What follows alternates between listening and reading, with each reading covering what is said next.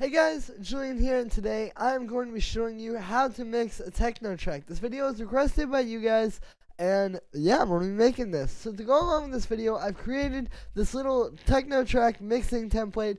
The link to this is right at the top of the description. It's just $5, and basically what it is it's this little template here that I've set up to kind of make your mixing a lot faster with techno tracks. You know, a lot of times, like, it can really be beneficial to just have something like this that you can just drop in a bunch of sounds, or even just have some sounds started, and there's already got the mixing there, and everything is all kind of set up so that you can really just go in and be creative and not have to deal with all this stuff. So the link to that is in the description. I'm going to be using this to show you everything that I'm talking about in this video. And yeah, I'll also play this for you really quick. Here's what this sounds like.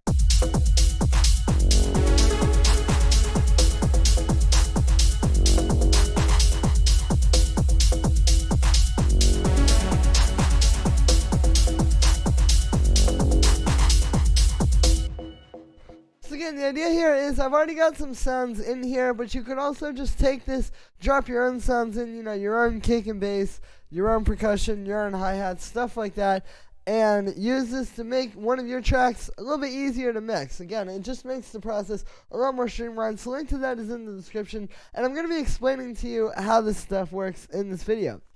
So the first thing with mixing a techno track is the clarity of your sounds. There's no denying it. You have to have really good sounds before you can even think about mixing. Like, you know, if you have okay sounds, like if you have, like, you know, a kick that's just okay, hi-hats that are just, you know, kind of hitting but not really that much, like, if you have that, no matter what mixing you do, it's always going to sound messy. Like, it's still always going to sound like a bad track. So you really need to start with the best quality sounds you can find. You know, like this kick, for example.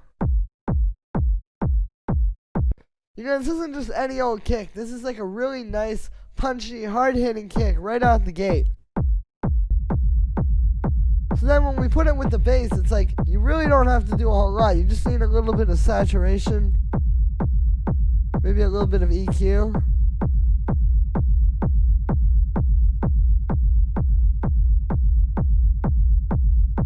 And it's good to go. You know, the mixing is a very small part of it compared to, like, how your sounds really need to be just great right off the bat, or even like these hi-hats. You know, it's like, these aren't just like some little, like, 808 hi-hats. Like, these are really powerful, hard-hitting sounds that I've created here. And that's really, like, a big part of it, because what's going to happen is, like, if you have okay sounds or sounds that just aren't really quite that great, then what's going to happen is you could do all this mixing stuff. You know, you could do all the right bussing and putting them in groups and saturating them and EQing them, but it's just never really going to be quite there. It's still not going to sound quite like a track. So what I recommend doing is really take some time and make sure all your sounds are good. You know, like when you get to the end of working on a track, don't just say, okay, it's finished. Maybe that could be the stage where you go back and listen, like, okay, you know, I need a better kick sample, or I need, like, this clap.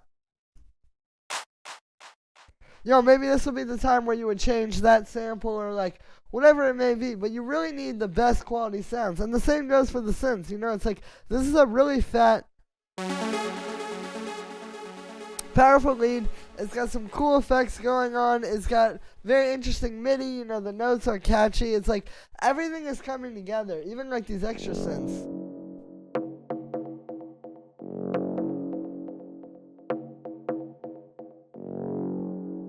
So yeah, I think it's really important just to make sure, like, all of your sounds are really as great as they can be before you even think about mixing, because it's really more about that than it is the actual mixing. So that's the first point. The second thing I want to talk about in this video is focusing your track around the lows and highs. And what I mean by this is, if you listen to this track, listen to sort of like the two loudest frequency ranges.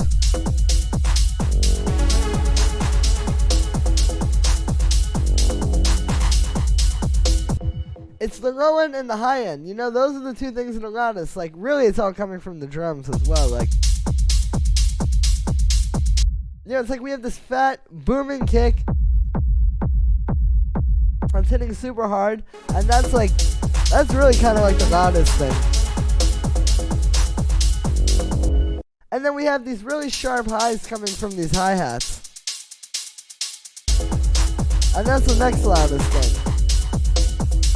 And yeah, so this is something I've really learned like over my time making techno tracks, is just to kind of focus on the lows and the highs in the track. And the reason for this is because these are the two most powerful things in the club. Like if you think about it, techno is meant to be club music, or it's meant to be dance music at the very least, which is played at a club or a festival or one of these types of places. And when you're dancing and you're hearing all this noise that's in the club or at the festival or wherever you may be, and you're hearing just like all this kind of stuff coming together, you're really mostly going to be hearing the low end and the high end here from the kick and the hi-hats and the bass as well. So it's best to really just focus your track around that. And what I mean by this is not necessarily to only have those things in the track, but to make sure those are the loudest and most powerful things, like as you can hear. As I've done in this, and you can even see too, like, the synths are all turned down pretty quiet compared to like where the kick is and where the hi-hats and the percussion is. And yeah, so that's definitely an important tip that I've noticed. The other thing here that kind of goes along with that is to just keep everything in its place. And what I mean by this is like, okay, this lead, for example, it's got some very nice mid-range. It's got some very nice high-end. I'm not trying to do anything more than that with it, I'm trying to just, it has really good mid-range and really good high-end, so I'm going to just stick with that. I'm not going to try and, make this have super fat low-end as well. It's like, you don't need to try to get every frequency range from each sound. The idea here is that you have a lot of different sounds that are specialized in different ranges, and those coming together is what is going to make your track work. And so the way you do this is by keeping everything in its place, going back to, like, the kick. The kick is really good in the low end and in the low mid-range. So I'm not about to add, like, some kind of high end on top of this. I'm not going to try and give it, like, some super sharp high frequency or something. That's why we have the hi-hats. And if we had some super sharp high frequency on top of our kick, when we bring in these hi-hats, it will be a lot messier. So you need to just try to think of it like that. A lot of times I hear people trying to do too much with each individual sound, and it's like, you want to have each thing specialized. You don't want to have, like, each thing try to take up every single possible frequency range. Because that's how you get a really big track, is just by having a really good taste of curating different sounds that do fit together because they're so specialized in their own frequency ranges.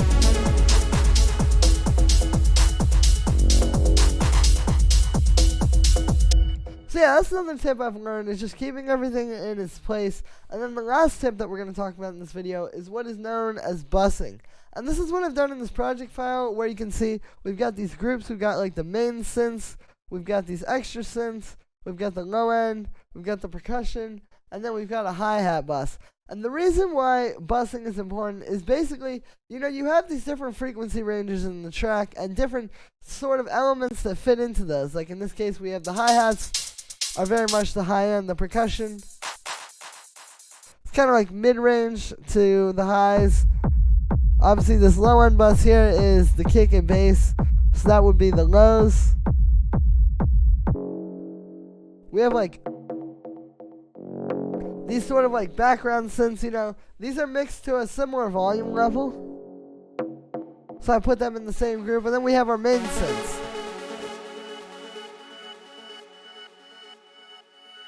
And again, the reason why we do this is just because certain things are going to be processed differently. Like you can see with the hi-hats, we have this drum bus here, and then we have an EQ8, which is cutting the low end and boosting the highs a little. But then you can see on the percussion, we only have the saturator. So the drum bus is essential to the hi-hats, and if we just put these hi-hats like in the group with the percussion, you can hear just going through that saturator isn't enough to really get it to hit the way we've got it hitting here. So this is why we do it different. If we had the percussion and the hi-hats in the same group, we wouldn't be able to process the percussion without messing up the hi-hats, and we wouldn't be able to process the hi-hats without messing up the percussion. So when you bust them all into separate groups like this, it really helps to get that like cohesive, tight sound. And I think this is really like the extra thing that a lot of people have a hard time with, is getting everything to sound really cohesive and tight. This is something I had a hard time with. And again, this is the secret to it, is bussing, just putting these similar elements into different groups that you can work with easily like this. And you can see it really helps when you do like a bit of color coding like this. You can see inside of the buses, I have everything colored the same as the bus. So it's very easy to look at this and see, like if we close these, it's really simple and clean and easy workflow. You want to make this as easy for yourself as possible. And by doing this, it's a really great way to do that. And also, of course, the bussing just really helps to make the sounds all come together. So yeah, that's pretty much it for this one, guys. Just wanted to talk to you about some tips I use when mixing my own techno tracks and how to really get that professional, full-sounding mix. It's not always just techniques. A lot of times, it's just your mindset and how you're approaching it. And yeah, so that's it for this one, guys. I hope you enjoyed. As always, make sure to like this video, as well as subscribe, and let me know what you think of this video in the comments. Like I said in the beginning, you can get this full project file and samples and MIDI and presets. This whole little mixing template is available right at the top of the description. So you can just go ahead and get your tracks mixed really quickly this way. All you got to do is just when you have your elements, you just drop them into these groups, and it works really easily. You can also work with this, like maybe you can turn off the synths, and you just have like some nice drums to work with. Maybe you just want the kick and hi-hats. Maybe you just want the percussion. You can take just the kick and the synth.